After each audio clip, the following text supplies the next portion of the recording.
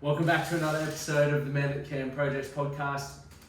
I'm your host, Lockie Stewart, and today we've got an incredible guest with an incredible story, and one that I first came across through the Thanks Collective video, and we had Curls on here probably 50 or so episodes ago, and he creates incredible films portraying people's stories. And Watto, mate, your story was next fucking level, and it was one that Jesse, who also is a part of the Men That Can project, came in the next day and said, "You gotta watch this story, man. He's one of my mates." And I was like, "Bro, I literally watched that last night," and it's so relatable, especially coming from the footy culture.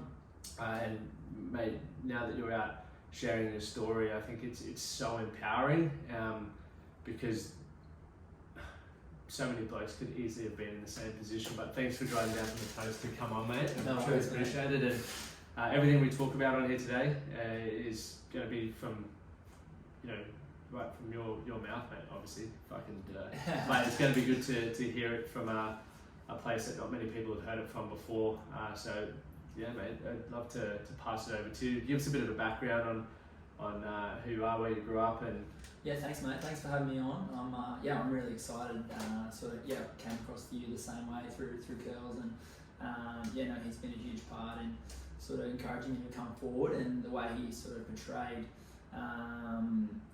my life and the story, and what he did with that video has been sort of a part of my healing process as well. And I saw what he was doing with the Thanks Collective early on, and I was having a couple of conversations about going on, and at first wasn't really keen on it for a whole different reasons. But the more I saw the videos he was putting up and how it was going down, I sort of became keen on the idea, and sort of realised that the video can serve a greater purpose than me, and it's not something that I wanted to sort of shy away from, I guess, and I have been shying away from for the last few years out of some fear and what people are going to think. But I'm so glad I did it, and I'm really happy with how it came out, and now I can come on and do things like this. I did a little pod yesterday afternoon with a mate, so you don't know where this is going to go, but for me, it's more a fulfillment thing, I guess, and raising some awareness, as you said, for especially younger blokes in the footy culture who can probably relate. And I guess me as a person, I grew up on the north side of Brisbane, just an ordinary young fellow going to the public school playing AFL, rolled through the public school system up there. And I was playing footy at a pretty good level, sort of taken in when I was probably 12 or 13 into the Brisbane Lions Academy, which was a pretty new system for sort of recognising talent at a young age and trying to develop it and fast track footy in Queensland. And they've done such awesome things up here. If you look at how AFL and the Lions are going now, it's huge. But back then it wasn't as big. I went alright at footy, obviously, and was in that for most of my teenage years. And on the forefront of my mind then was making the AFL. That was what I wanted to do, and I really believed that I was gonna get there, and I didn't through a whole different reasons. It's really hard to get picked up in Queensland. You got to sort of be the elite of the elite, and although I was a solid player, I sort of didn't have that extra ability to get sort of picked up. But was studying uni for a period of time after school as well, so I was just cruising through. Still playing a pretty solid level of footy around here for the Astley Hornets, so in the NEFL competition, which is sort of a tier below the AFL in this region. So I went from school into uni, into the academy, into Astley, and playing senior footy, and that was where I sort of was introduced to the footy boy culture at a really young age. I even remember then playing seniors and being 17 and being pretty solid, so I had a good chance. And I remember going out with the boys on a couple of fake IDs back then. And so that was introduced to me at a really young age as well. And when I sort of didn't make it with footy, and then I met uni, sort of started to party a little bit as well, because that's what you did when you're a footy boy and you're at uni. That was it. So it was going out the weekends and really enjoying life at the time for what it was.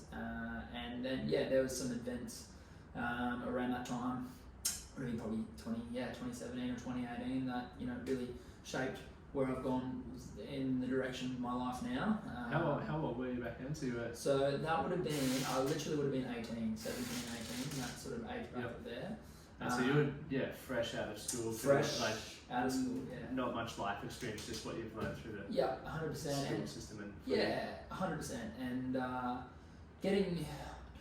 sort of grew up quite quickly being around those older boys as well. Like I said, I was going out with a couple of fake IDs, so I was hanging out with blokes that are a bit older than me.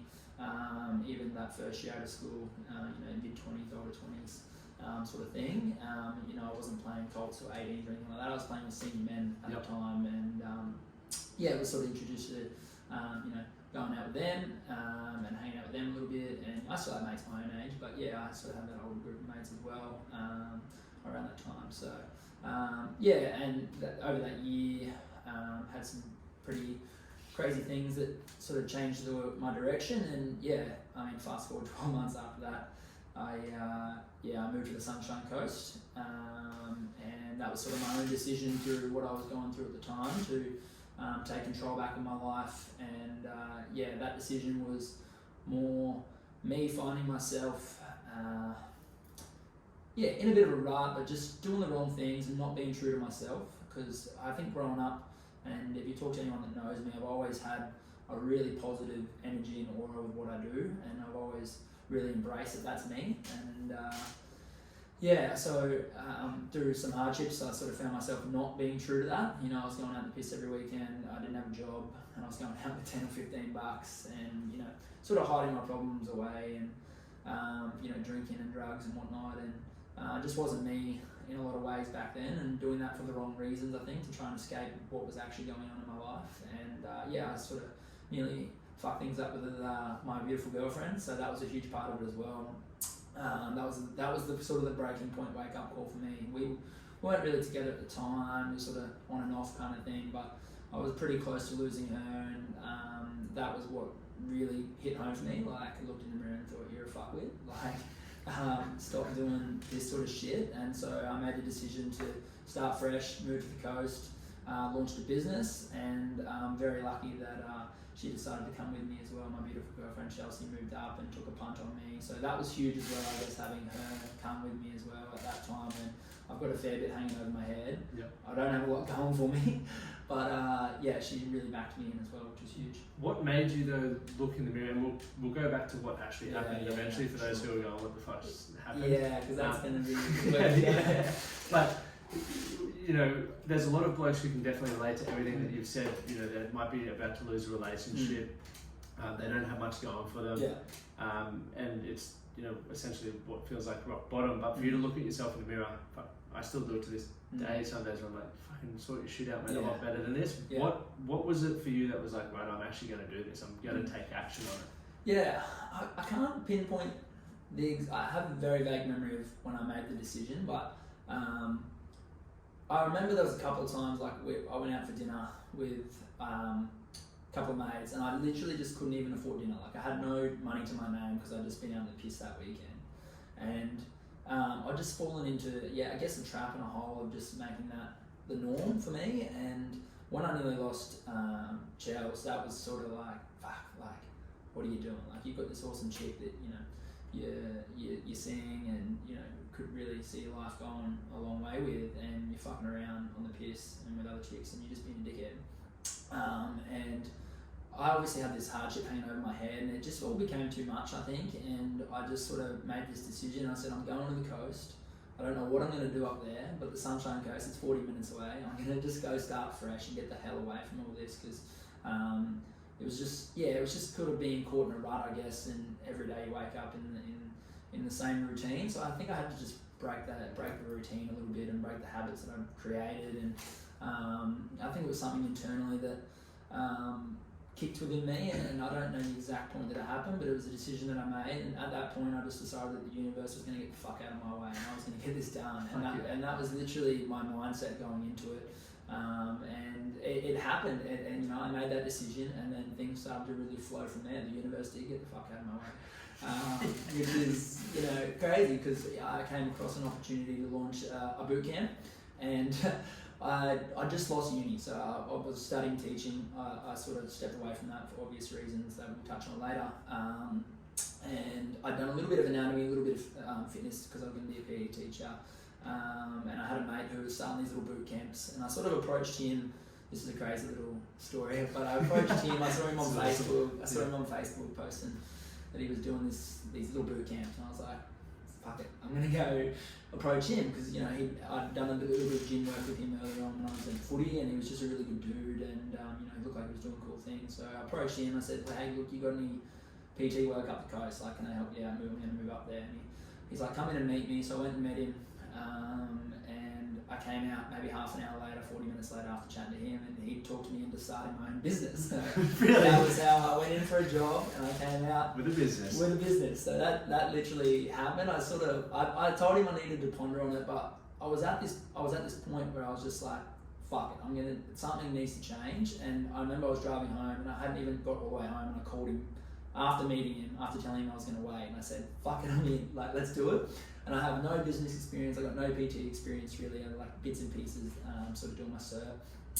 He's like, I'll fast track your cert and we'll just get you rock and rolling. So I was like, all right. So I just sort of went with it with him, and it would have been maybe a month or two. We did some pre-selling. He sort of did all the background stuff, because that's what he did, and he just needed people out in the front line, sort of doing what his vision was. So I learned a fair bit from him in that month or two before I moved up, and then went up and just started and just went straight in the deep end. With not much experience at all, but I've always been a sort of people person. So I sort of found my feet quite early on in terms of being able to build rapport with people and being able to sell people, and he gave me a lot of confidence with that as well. But that sort of gave me some direction from that point onwards, and instantly I felt like that was extremely fulfilling. And in that 12 months prior, I'd just been not fulfilled in any facet of my life. Like, I'd just been, living really pretty much under the line in every aspect. And then it just felt so good to do something like that and help other people. And being a people person, it just instantly sort of clicked for me that this was going to be awesome. And, I was on the hustle and the grind, and I was, focused and aligned with what I was doing. So, it really just snowballed from there, and we grew quite quickly, which is crazy, because I was running a boot camp at the back of my ute, which was kettlebell and some gloves that were second hand. And I was sort of taking all that equipment around to different parks and schools, and was sort of doing everything solo early on. And I eventually came across an awesome client who soon became, she was a single mum, she couldn't afford to keep going, and I sort of asked her to just take care of my social media. So that was sort of our deal, and then she trained for free, and that really snowballed until we could get to a point where I could sort of hire her, and she really believed in what we were doing, and I had such a great impact on her that she wanted to help me. And so we became more of a duo, and then when we got to the business to a point where we could sort of hire her, she went away and did her cert, and she started working for us, and she still works for us to this day, which is 4 years later, which is crazy. So what a story. It's a crazy little story, and we've had a couple of other trainers roll through sort of up until this point, all started as clients and then wanted to jump in on what we were doing, which I think really gives perspective into the impact that we were having on people and are still continuing to have on people. And it just gave me reassurances that what we were doing was, really awesome and on the right path, and that's extremely fulfilling for me as well. So it's a cool little story how we sort of started, and then it's a cool little story how we sort of snowballed into what we are today as well. They say the best form of leadership is when you're creating other leaders, right? You've got people stepping up in the industry, which must be super fulfilling, right? 100%, bro. And I've always sort of seen myself, more so now, but back then I didn't really realise it, but I have a lot of influence over people. Like you said, as a leader, I've always been able to, have that influence over people and help them make changes, especially now. And it was just sort of put who I am in a position where that really came to light, like being a business owner and then helping people make changes. I was finally using my leadership for positive reasons, and it was just it was all happened very quick at that point. And being a business owner at the time at 19, like, it's just crazy for starters, but I never really thought of myself as a business owner. I was using it to get away from what was happening down here, and then I was just in the deep end. I didn't think too much after that. I was just every day on long days, I'd do split shifts, go back and run sessions in the Arvo, and looking back on it now, was just sort of literally making it up on the go. Like Yeah. it was exactly like that. So I obviously know a lot more now, and there's still so much to learn. And even the last 12 months trying to navigate a business through a worldwide pandemic has been really something as well. So you think you've got challenges in life, and then that happens, and you're just like. But you know, I see them all as learning opportunities now, and I think a lot of that goes down to some of the hardships I've gone through, and I can look at a challenge like that now and not lose the plot. So I'm pretty level-headed with a lot of that stuff now as well. But yeah, it's a crazy little story how we sort of came to start, and then how we sort of developed as well. I can definitely relate to the not really having much behind you. That's sort of how the whole Man That Can project started as well. And a dude presented me with network marketing back in 2014, and I came out with a fucking business or whatever they call it, and it was just like put that aside as just like the hustle and the hunger and stuff to my own grow and drive, and put me to where I am. And what you took away, so what I took away from what you were saying was like, so many people get ready or don't say yes to opportunities because they don't think they're good enough, or they're waiting for the better thing, but you just got stuck in and made the best of something that's now like your dream job. You still got your missus, you're inspiring other people to step up, and you're on the coast, mate. And I think for the listeners is like, there's so many men that listen to this that are keeping or remaining stuck in places that they're not happy because they aren't just prepared to do what you've done, right? And we'll dive on obviously what makes it even more impressive. In my opinion, makes it even more impressive from where you came from.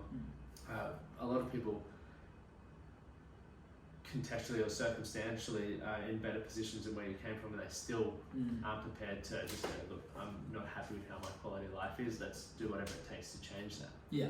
No, you're spot on, mate. And my hand was forced a little bit, but it sort of just brought out something deep within me that was obviously in there somewhere to go and make a decision like that, because I wasn't gun shy at all.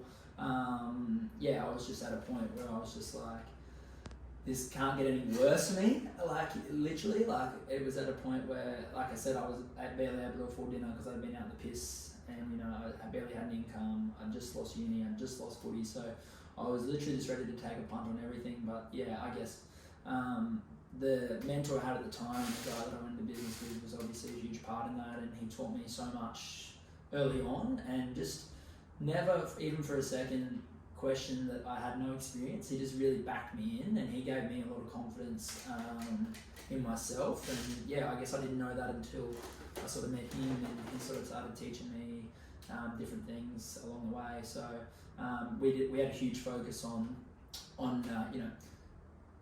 building a bulletproof mindset and being really strong minded, and he was huge and instrumental in that. So that was a huge part of it as well. But you're right. I can't say I can relate to being. I feel like I've done this at a very young age. Like I haven't been necessarily caught in a job where I'm not happy. You're 24 now. 24 now. You're going on 25 in a couple of weeks. Yeah. But I've not necessarily been in the situation where I've been sitting in an office job and I know I can do more. That's different to sort of how I made the punt. But I guess when we get into it later, you'll see that. I came from an even harder position to take a punt like that, I guess. But I've never regretted it. I just made it up on the fly all the time. And like I said, when I made that decision to make the universe just get the fuck out of my way, it actually happened, and I truly do see it like that. I really did.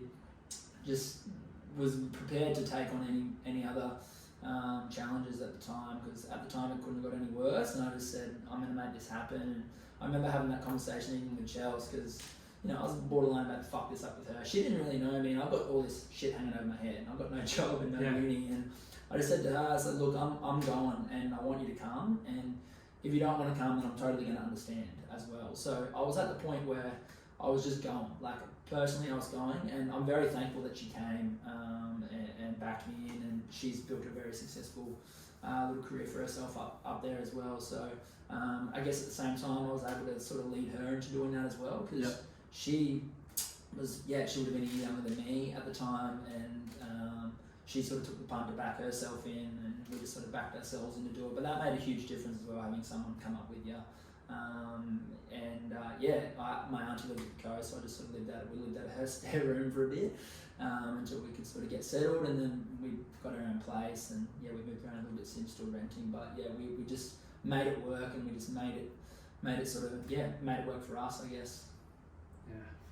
Let's go back to 18. Yeah. So this is, people are like, finally.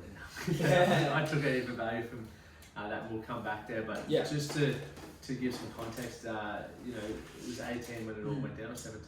Yeah, so no, it was 2017. I would have been 18 years old, I believe, just short of 19 in the timeline scheme of things. Back then, we touched on earlier, footy boy culture was going out, hitting the piss most weekends, and had an Australia Day party. So January 26, must have been 2017, 2018, around there, 2016. One of those 3 years. Back then when I was 18. With a heap of mates, and went out to listen to the Jays and got the countdown on, and just drinking most of the day, and we sort of played a prank on one of the blokes there that I didn't know too well at the time, but one of the other boys was pretty good mates with, and we played what we thought at the time was a jovial sort of prank that we didn't know really the severity of until later on, it came back to obviously sort of bite us. There's 4 of us at the time later on, and that happened in January, there's a video taken at the time by allegedly myself, so that was sort of my part in what happened. I just sort of videoed, and one of the boys has just grabbed the beer bottle on one of the other boys that's passed out, stuck it up his bum, and didn't think too much of it. And even in the video from my angle, it's just sort of one of those things that happens over a 30-second sort of period, and we're obviously 20 and 25 years deep at the time as well. Like we put a slab away by this time because it was pretty late on the Australia Day party afternoon, and that happened. We sent the video the next day in a group chat, and at the time it seemed like it was okay received. There was laughing from all parties. This happened, blah blah blah. I'm sure there's plenty of other videos sent at the time as well, and didn't think anything of it. So that was January, and then fast forward to October. So we're looking at 8 months later. I was at university, and got a call from my mum at the time, who just said, "Hey, you got to come home. There's detectives at our door." And I was like, "Fuck, it's weird, interesting." But you just sort of get that gut feeling straight away that something's not right when you hear that, right? So I just dropped what I was doing, and I was like, "I'm going." And sort of called her on the way home, and she gave me a bit more context. She sort of said, "Hey, they're looking for you specifically. There's a warrant, and they've got a search warrant as well. So they're looking through the house for your laptop and phone, I think it was."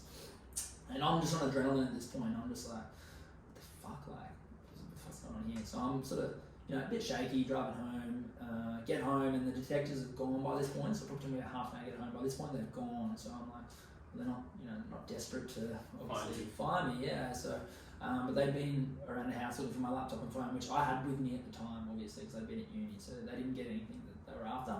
And they left some paperwork that was a warrant for my arrest, and I sort of read through it, and it sort of said, you have allegedly raped another guy, and these are your co-offenders, and it had my three mates' names plus myself, and I was like, what the fuck, like, trying to work out at what point this had happened, and I saw the name of the victim, and the only time I'd met him was on that day, so that sort of pinpointed at least for me, okay, that's at least, it had to happen around here, sort of thing. And they said, there's a video, blah, blah, blah. So I'm going through my phone, find this video on my phone, I'm looking at it, I'm like, fuck, like trying to piece together that video and then the seriousness of this paperwork, and that was just like, okay, what the fuck, like, can sort of see now, I guess, that is most likely what they're talking about, but I'm thinking at the same time, there's no way you can pin us for that. Like, there's just, like, was never our intention at the time. And yeah, it had never crossed my mind that what we had done was that, I guess. It was just such a harshness to the word, and what we'd actually done at the time just couldn't really draw those two together. So, and I'm also crazy on adrenaline at the moment. Like, I've never been involved in crime in my life. I've always been pretty, well behaved, clean skinned. I've never been in a fight.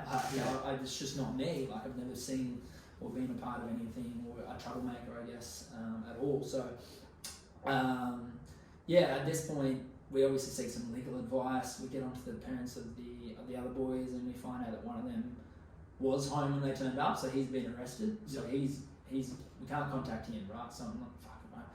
And we call some legal advice, and they're sort of saying, okay, we'll chat to the police, blah blah. So they do their thing, they chat to each other, and they just sort of say, you're gonna have to turn yourself over and just be processed and charged. Like, we weren't going to escape that side of things. Nothing was going to get sorted that day. So I handed myself over to the police station that afternoon. It's a Friday arvo. I remember it's a Friday arvo. And he says, the last thing he says is, they don't process you in time. You'll probably spend the weekend in the watch outs. And I'm like, fuck, like, I might not come home till Monday here, or am I going to come out at all? So he sort of was able to organise bail. We were processed within a couple of hours, but that was sort of my first experience with, sitting in a holding cell for 2 hours when, 4 hours before that, I was just at uni just chilling, and now I'm in a holding cell 4 or 5 hours later with this pinned on me. And sort of was released that afternoon, and from then on it was just like a whole different ball game of that side of the world, and because like I said, I'd never been involved in crime and never gone against the law sort of thing. So we seek some legal advice, and there was a long period of time there where we were just going to court dates and talking to lawyers, and it was a pretty crazy time there, and especially that day there where we were obviously taken in and processed. It was just a crazy turn of events, I guess. It's especially obviously you've been so young in that. You're right. No, go for it. But also, like, it doesn't take away from what it is, but I think there's such a lack in education, especially in the footy culture, for things like that. Or there have been times where blokes have passed out with shaved their eyebrows and stuff, which could probably be assault or something, I don't know. But at the time and in what's going on, it's just like, oh, this is a laugh, and you don't understand the severity of what you're doing, which is, this is why I think it's so.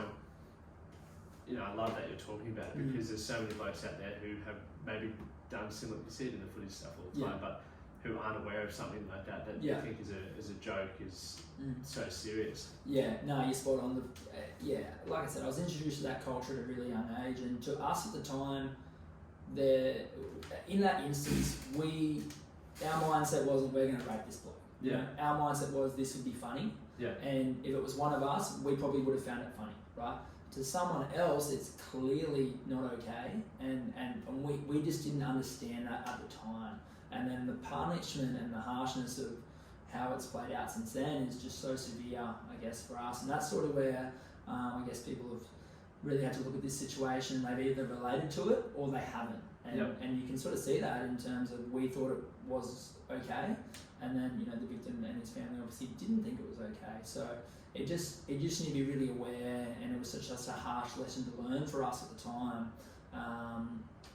for exactly that. And I wish we didn't have to do what we did to learn that lesson, because when it was brought to light 8 months later, and I really think that it could have been, we could have learned that lesson in other ways. We didn't have to go through what we went through, I don't believe, and we really hung out to dry, all over social media and by different people. And so it was all over social media. It was, and it was pretty quickly learned that that was us. So they didn't name names straight away, but it was pretty quickly out there. And then the media, when they write these things up, at the time, were just bunging it on a little bit. And even now, I look at every single media article out there, and I question everything now after going through it from my side of things.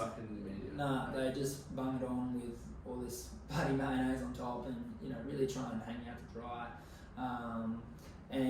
So it was pretty quickly learned that that was us. And then even after that, I remember going out on the piss a few times over that next 12 months, and you get different people coming up and asking me about it. And I'm a bit of an open book, like, depending on the person, I was happy to sort of say, it's okay. But if someone wasn't as mentally headstrong as me and that was them, then there's every chance that they could have crumbled with that sort of hanging over their head. And yeah, I mean, I didn't look at the Facebook comments, and even on Curly's video that he's released on Thanks Collective lately, there's always going to be a small percentage that are politically correct and want to go back and have their say, and that's totally fine. When you put yourself out there like this, you obviously, that's part of what happens, and I'm totally content with what I'm doing. I know that what I'm doing it for the right reasons, and not necessarily to plead my innocence, and this isn't a sob story or anything like that.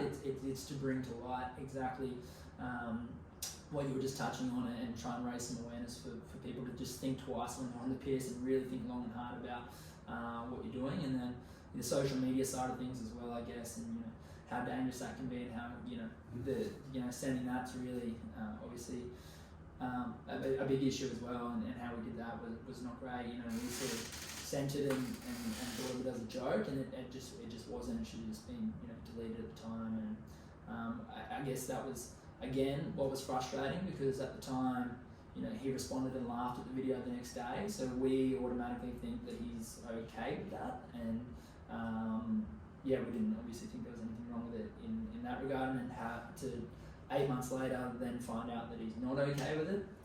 And I've got no idea on his mindset, and I probably never will, which is also frustrating for me to know where he was at the time, whether the next day he genuinely was okay with it, and then realised maybe later on down the track that it wasn't. And for him at the time to laugh, and if he didn't realise at the time that it wasn't okay, then how were we meant to know that it wasn't okay? And had we actually gone in with the intention of raping someone, would we then send the video to the guy the next day? Do you know what I mean? Like, who would commit a crime and then send it to the victim the next day? Like, you just wouldn't do that. So it was just really clear to me that we were never intentionally trying to do that to him.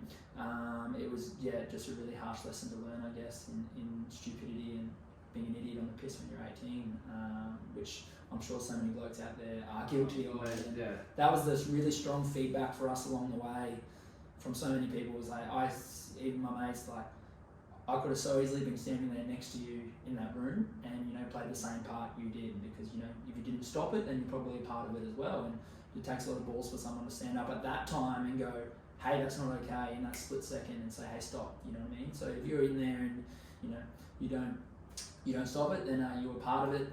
It's tricky. And we had even girls at the party that day.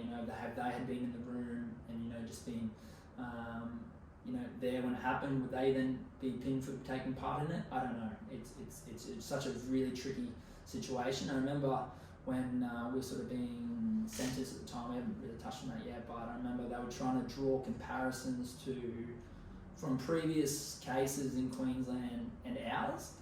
And the judge literally said, he's like, there's just nothing in Queensland law history that we can compare to what is happening here to get get a sentence here. Like the prosecutor was asking for 8 years or something crazy based on a different How did case. You feel when that was being thrown around? Yeah, that was crazy, because we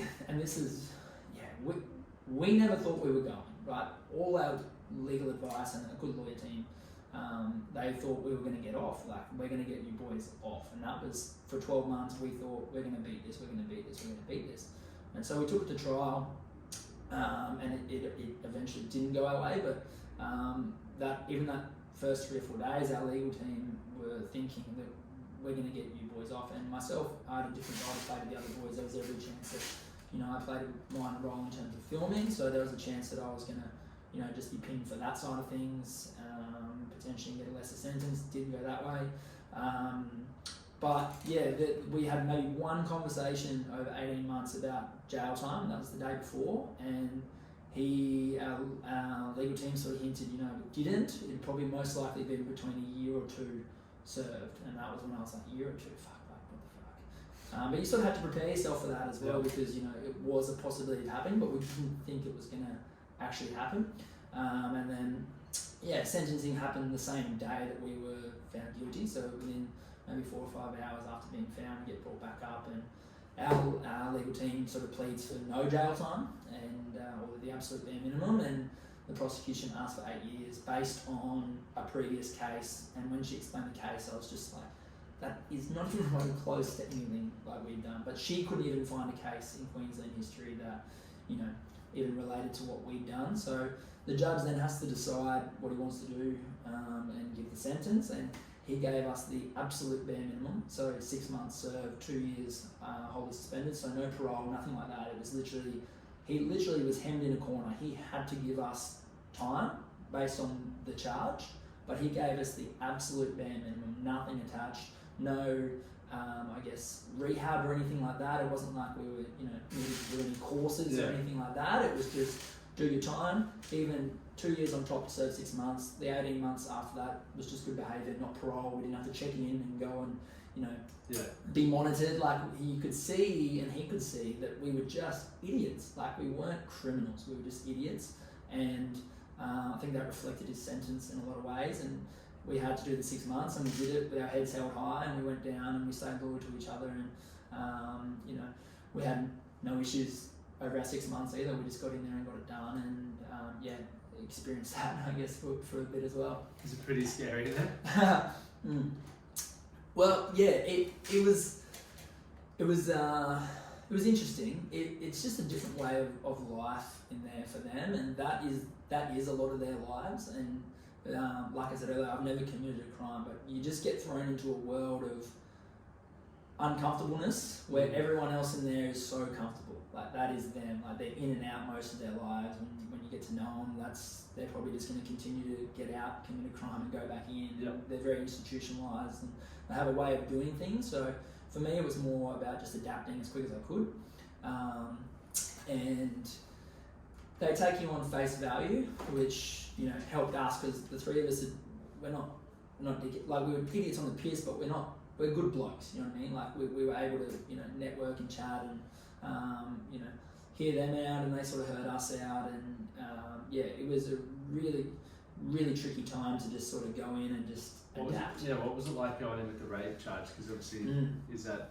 Yeah, so that was really tricky because, like I said, we hadn't really thought about going to jail. Then we got put in, and it was like, okay, now what's next? And the advice that we were having from the outside, so from our legal team and whatnot, was to go in and don't tell anyone what you're in for, because rape can be seen as a bad charge in there, and they're gonna send you to protection. So there's protective custody, and there's mainstream custody. And I remember they asked which one I wanted to go to. They asked you, and I was like, I don't even know the fucking difference. And they said go to mainstream, and then if you have any issues, you go to protective custody. And that's obviously where they keep the sickos, like in protective custody. So I went mainstream, and then I was sort of thinking, fuck, okay, we'll just lie about what we're in for. We just weren't saying too much. Just keep our head down. But you're in each other's space in there so much, and they all know each other inside out, and you can't just go in there and sit in the corner and not talk for 6 months. Like you've got to come out of your shell a little bit, and so they were very cliquey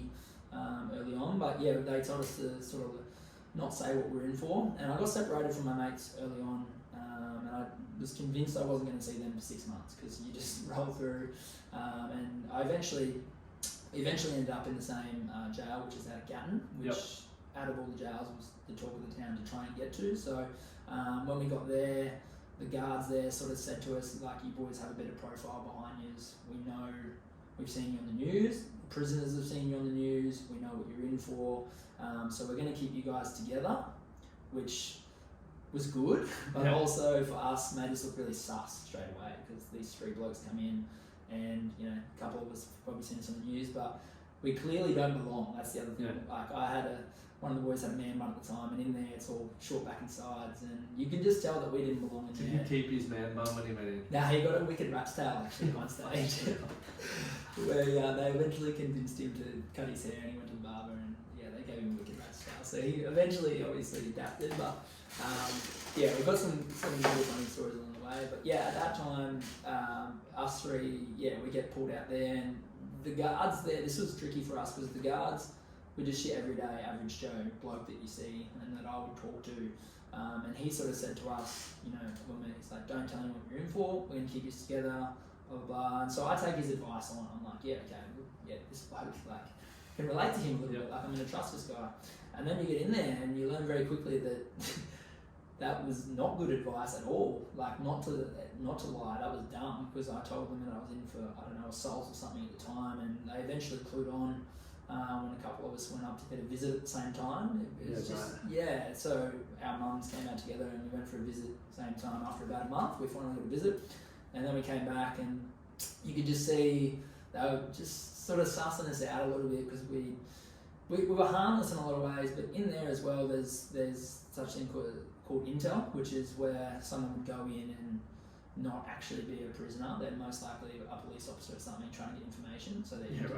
So they're sort of looking at us thinking, you don't belong here. Maybe they think we're intel because we're hearing all this sort of chatter, and we're thinking, fuck, what if they think that's us? What if it's not us? And so eventually, they sort of confronted us and said, hey, we've sussed you out. We know what you're in here for, and we know who you are. And they said, we don't give a fuck about that. Like, we actually think you're pretty funny. That was what the field was saying. They were like, you're just idiots. They saw it the way we did, I guess, in a lot of ways. And they just said, don't ever fucking lie to us again, though. Like, don't do that. And that's when we sort of said, well, the guards have told us to do this. And that was when they were like, you don't fucking listen to them, you listen to us. And that was where we sort of were like, okay, shit, we're going to have to be criminals here for the next 5 months. Like, we're going to have to adapt to that lifestyle, I guess. And from there we sort of got to know a few of the boys in there pretty well, and even to this day I stay in touch with a couple of them over the phone and whatnot. Are they still in? They're still in, yeah. So which is crazy. And one of my good mates in there, he's been there for a long time, and he's got a long time to go. But still will check in with me once a month. He'll give me a call, and I'll just say good day and see how he's going. And not a lot's changed for him, but he likes to listen to what I'm doing. It was crazy because, in there, quite a few of them obviously made some fucking dumb mistakes, and they're now paying for that. But you can see that, I don't know whether they're rehabilitated or not, but you can see that they're living and owning their mistakes. And a few of them will probably just go in and out for the rest of their lives, and that's just their lives. That's all they know. But I remember even over the 6 months, there was some crazy shit that went on in there, and it was very much just routine and very much screws, which are the guards, against the prisoners, going back and forth for sort of, just at each other a little bit. Not anything crazy, but just the prisoners would always push the boundaries in terms of what they were allowed to do, and then the guards would push back, and it would just be back and forth, back and forth, back and forth. It was very fucking entertaining a lot of the time because it made the days go by quite quickly a lot of the time. But we had literally 0 issues in there for 6 months. Not one person had an issue with us or confronted us, and we didn't step on anyone's toes. We didn't get into a fight. We didn't have a single issue in there the entire time. And I think that probably is a testament to just us as blokes. Like, we didn't go looking for trouble. We kept our heads down. It helped there was 3 of us, but like I said, we made a couple of mates early on as well that, sort of helped us out and guided us and taught us a lot of ways in there, and how to survive, I guess, but how to just get through. Not necessarily that it was life or death, but how to just get through 6 months and make it as easy as possible and just do your own time.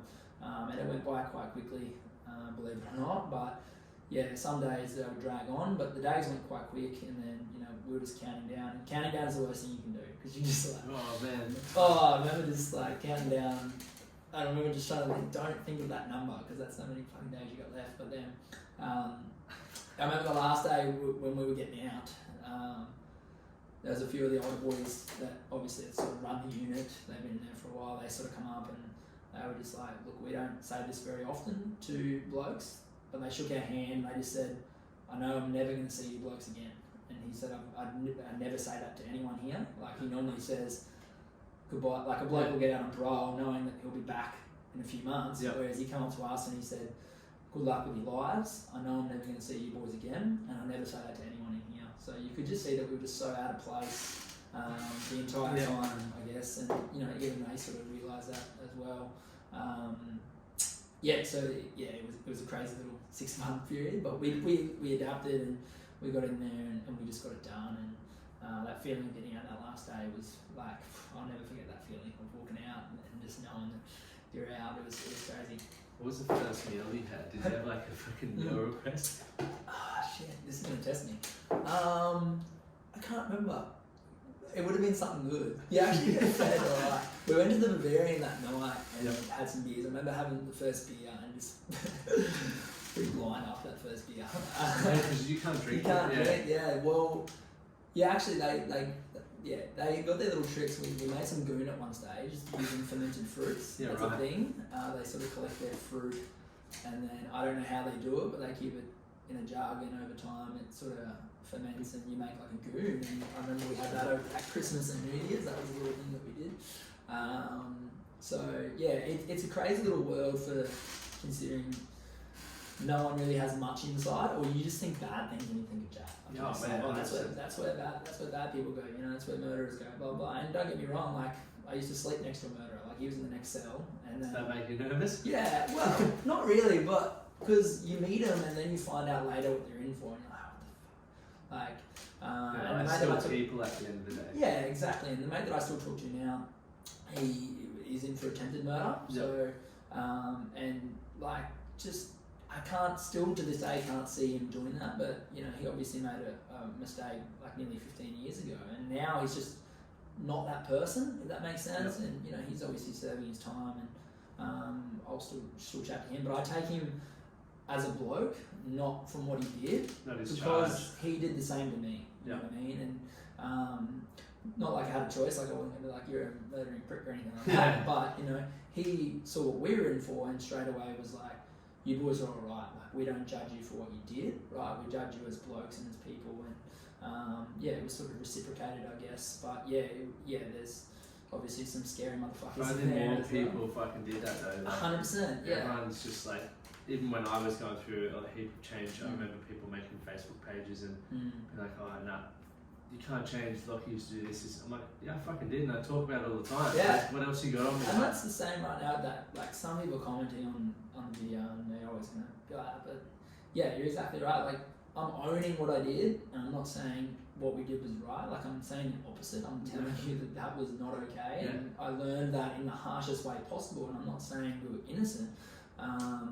I'm just, you know, we did our time. We've served what we needed to serve, and we've learned our lesson. And you know, obviously, want to make that mistake again. And if I can help someone else out there not make the same mistake, maybe not at the same level as us, maybe on a much lesser scale, but it's still for them. For me, it then serves a huge purpose because I've always been influential in helping my gym, my clients, and whatnot. But I feel like by doing this, I can sort of reach more people, and you know, this fulfills me on a much larger scale, being able to sort of reach people wherever they're listening. It's such an important part, like even from mental health to sharing your experiences. No one wants to share their shit because they're worried about judgment or the tags that go on with it. I was the same because I was the same when I first initially saw the thanks opportunity. I was like, fuck no, I'm not doing that. Like, I'm not putting myself out there. I'm not going to go and, you know, I was like, no way, because, you know, they're going to say this and this and this, and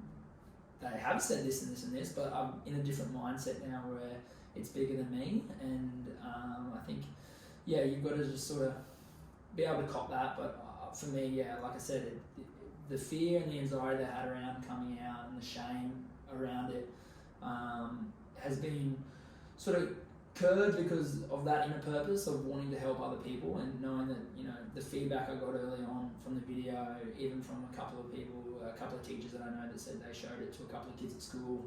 It should be shown at school. Exactly, and they showed it to a couple of kids at school, and the kids were like, holy shit, like instantly made it all worth it. Like just that one message that I got, I was like yes, I needed to hear that in a lot of ways. It was some reassurance that I, you know, wasn't putting myself out there for no reason. But the feedback's been huge, and you know, the opportunity to come on and do this and reach more people. And there's some people that are going to listen to this and probably learn a lot from it, and there's others that are going to think that I'm still a fuckwit. But that's what happens when you put yourself out there. And there's people that listen to this and they'll think I'm a fuckwit. I don't know why they're still listening. But exactly right. You're never going to keep everyone happy. There's always going to be a small percentage of people that you know, are going to hit back against you. But you know, those videos have reached thousands of people so far, and there's only been a few that have sort of kicked back. But it is what it is. I'm really happy with how it was portrayed, and you know, the lessons behind it, I guess, as well. And we there's so many layers to it as well. And, I guess being in there was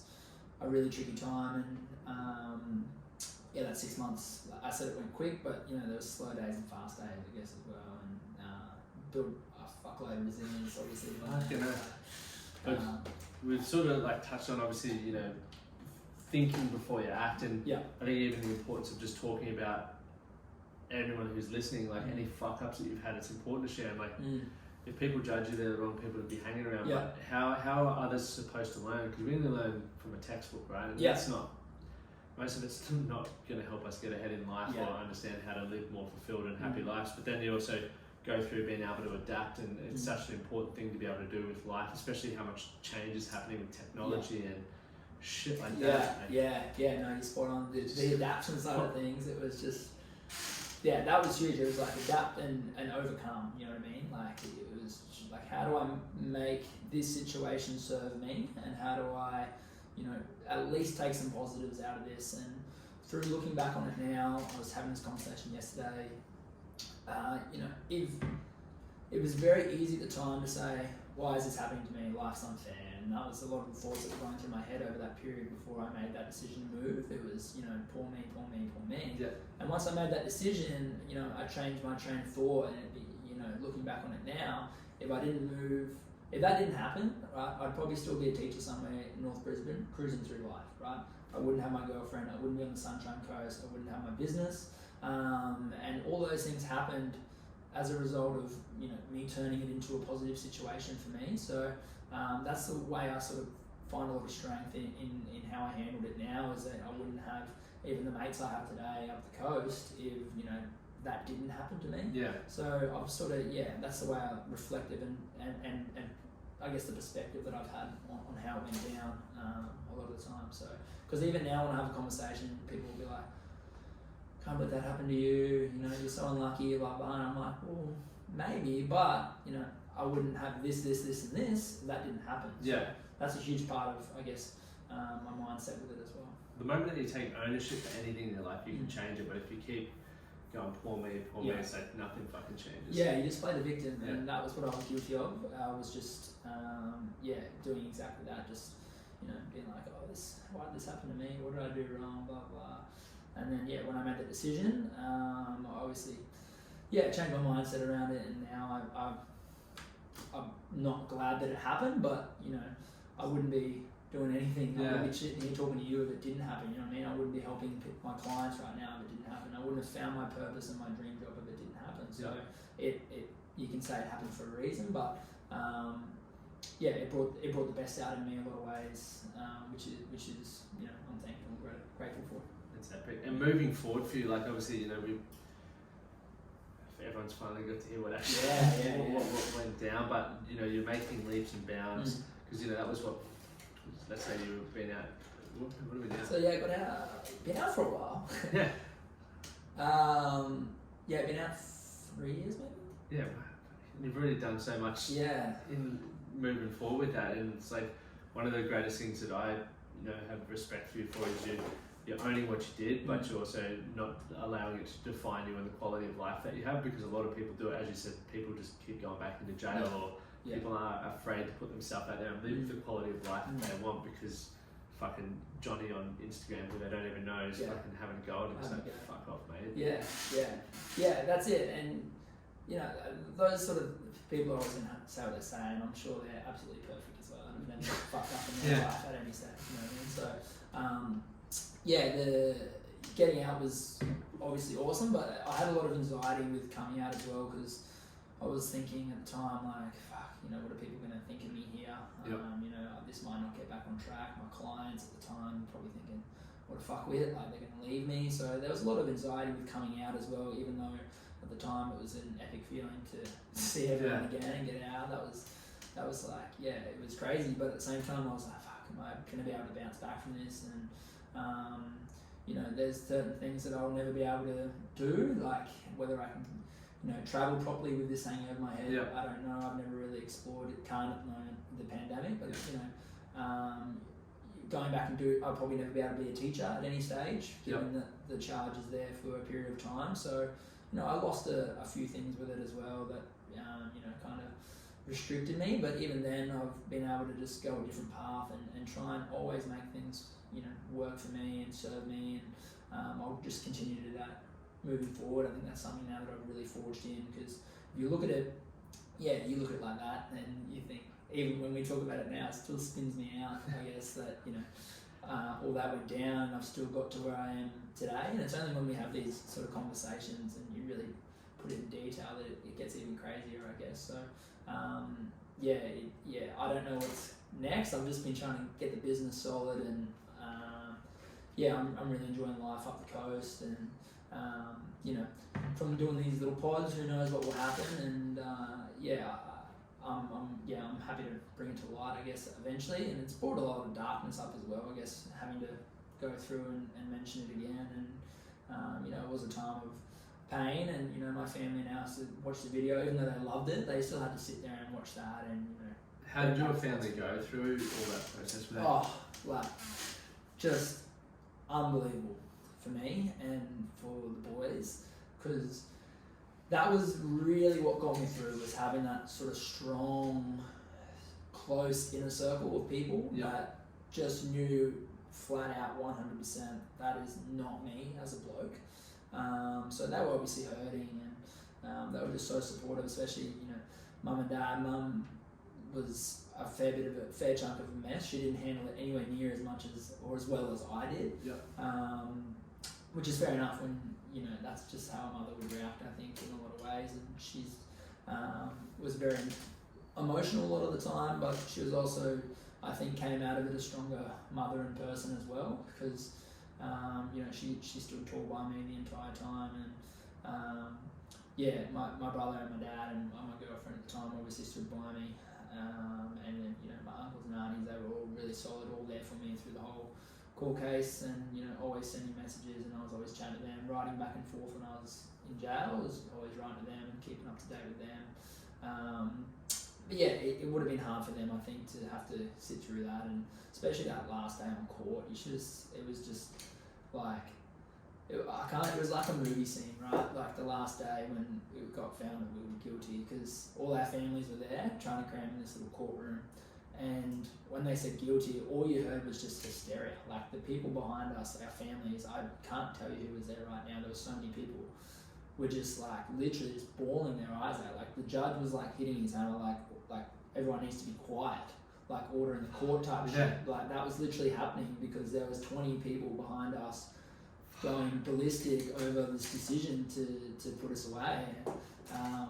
I remember then we went down to the holding cells to wait to be sentenced, and about 4 hours, and we came back up, and then the courtroom somehow was even more filled. Like, I'm not kidding, more family members had come from different parts of the family, and they were crammed in, and they were waiting for us to be sentenced. And it was like, that just would not have happened to anyone else in any other case ever, I would think. Like, it was just so unique in how it affected people in our families, and then us as well. And I still remember the time, the point where my lawyer turned around and he had tears in his eyes, like dead set crying, because he'd obviously not got us off, but he just knew us as blokes, I think, and he just couldn't believe that it had gone that way either. And he's been doing law for probably 20 or 30 years, and he just was looking at us like, fuck, I'm sorry boys, like I can't believe this has gone down the way it has. But it hit home for him as well, and anyone who got to know us or knows us knows that that's not us, and drawing that comparison was really tricky. And I think it's really easy for someone who doesn't know us to just go, here's the facts, here's what happened, here's what the media says, and judge us based on that. But anyone who does know us knows that that's not us, and that we shouldn't be, I guess, how we shouldn't be reflected on now, I guess. People should judge us based on what we've been able to do since and how we've handled it. And that was sort of what I wanted to get across in the video, was that, I own what I did, and we own what we did, and we own how we handled it as well. And we went in, we did our time, kept our head down, served our sentence, and since then now we're trying to do some good in the world. Are you still playing footy? Yeah, I am. Yeah. Loving it? Love footy, mate. Love footy. Love footy. It was one of the only outlets I had over that period. Like, just that couple of hours to train and play. Yeah. And we used to cop flack on the field even back then, like chat from the other team. Like, so even footy at some points, like you couldn't escape it. Like you'd be out in the field, and you'd get the other team, or you fucking rapist or whatever, get stuck into you. So even that period there, like that's your 2 hours a week where you can just go and have an outlet, and then you cop that, and then you're in your head there. So it was just constantly sort of weight on the shoulders type stuff for that 12 months. And it's probably talking 18 months when it was hanging over our heads before you got the court, because that's how long it took. It was just such a crazy amount of time to have that hanging over your head, and then you can't escape it, sort of thing. But yeah, I absolutely love footy, and I played for Caloundra up the coast, and love the boys there. I've been there for a couple of years. Does Josh Starlock play? Yeah, Joshy, yeah. He was sort of instrumental in getting me to do the thanks video, because he did one, and he was the one that was like, mate, you need to do this, you know.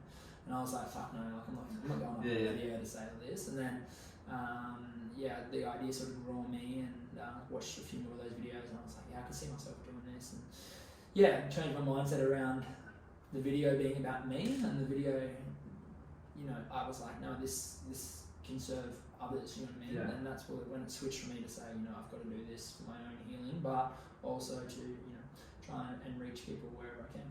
What advice would you give to yourself, or what do you wish you knew at like an earlier age, like 18 years of age or something? Yeah, it's a good question. So much.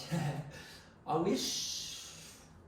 So in this conversation yesterday with someone, actually, which is crazy, like literally just yesterday. I know people say that all the time, but literally yesterday someone asked me this question.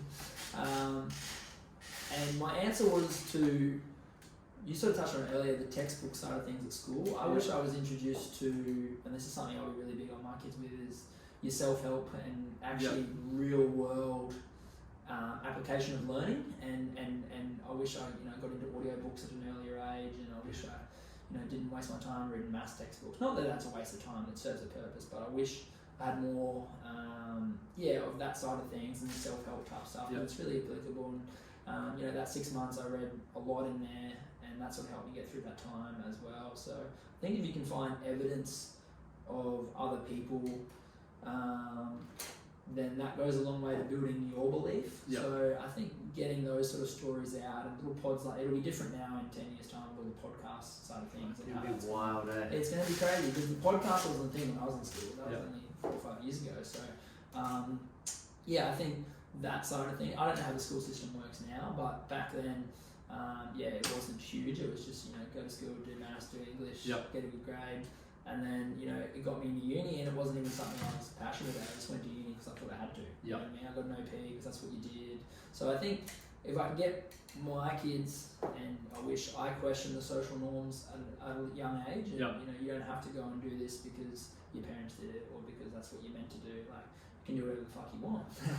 You know what I mean? So try and, I guess, branch out and sort of teach my kids, I guess, that side of things, and, you know, open them and expose them to other things in life other than just go to school, do your work, go to uni, get a career. Mundane, mediocre. Yeah. I wrote a book called The Code of the Extraordinary Mind. It's a ripping book, and it really changed my thinking on life. That book, it's it's a ripper. It goes into great depth on, you know, just growing up and doing things because your parents did it, and because you know, their parents did it and their parents did it. So it was a great little book that I read that really hit home for me, in terms of just going through life and going through the motions, because that's what you're meant to do. 100%. Question things. One last question for you. What's your definition of being a man? I always ask this to everyone, but I never prep anyone, because I think everyone, once again, it's like if people just follow the same definition of everything, it's like we don't feel like we don't fit in. So I'd love to hear what it means for you. That is a question I've never had before. It's only Tuesday. Curveball question.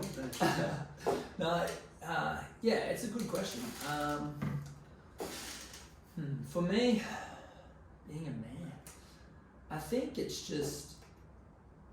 as men we're programmed to think that we have to be really tough and masculine, and I think in this day and age now it's questioning that, and blokes are starting to, you know, let themselves open up a little bit more, and I think that's the direction that that men are going, and, you know, little projects like this is huge for that. So I think, you know, being able to open up and, you know, just be true to yourself and not have that stigma of being a macho tough guy is huge now these days, and that's something that you know, even I still battle with now, and went through with this video. I was thinking, you know, I was didn't want to be seen that way. But I think, you know, we just have to open up ourselves and you know, just be true to how we're feeling and who we are.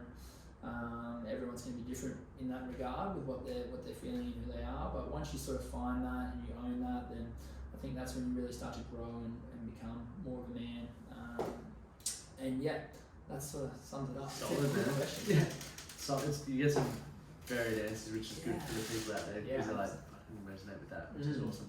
Where can people find you on social media and stuff like that, or even in up the sunny coast if they want to find you? I'm sort of based in Caloundra mainly. I live in Boccarina, but Vibe Fitness Caloundra is my gym.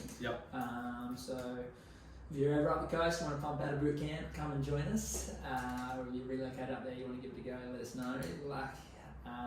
And then that's sort of my only plug, the biz. So much. Easy as, sweet as, mate. Well, appreciate you coming on. It's been thanks, epic.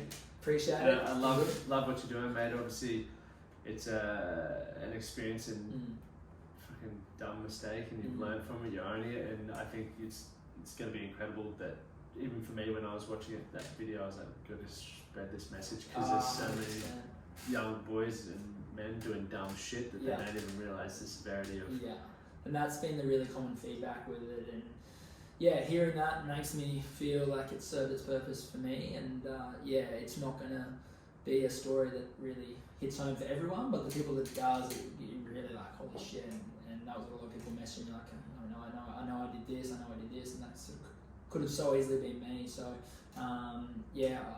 if kids growing up now, even teenage years, can just think twice, make sure they don't, you know, go and be an idiot on the piss especially, and it's served its purpose. 100%. And for the YouTubers, make sure you do all the stuff like share, subscribe, do all that sort of stuff, and go check out Vibe Fitness in Caloundra.